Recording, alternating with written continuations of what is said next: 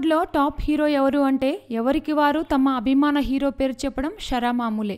కానీ టాప్ దర్శకుడు ఎవరు అంటే మాత్రం ఇప్పుడున్న క్రమంలో 100% మంది చెప్పే ఒకే ఒక్క మాట రాజమౌళి. అవును, రాజమౌళి టాప్ డైరెక్టర్ అనడంలో ఏమాత్రం సందేహం లేదు. ఇప్పటి వరకు ఫ్లాప్ అన్న పదం తెలియని రాజమౌళి, టాలీవుడ్ రికార్డులను తన సినిమాలతో దుమ్ము దులిపిన రాజమౌళి బుల్లితెరపై ప్రముఖ హీరో రాణా నిర్వహిస్తున్న నెంబర్ 1 యారీ అనే కార్యక్రమంలో పాల్గొన్నాడు. అయితే ఈ షోలో ఎన్నో విషయాల్ని రాణాతో షేర్ చేసుకున్న రాజమౌళి మీకు ఇష్టమైన హీరో ఎవరు అంటే క్షణం కూడా ఆలోచించకుండా ఎన్టీఆర్ అంటూ తెలిపాడు.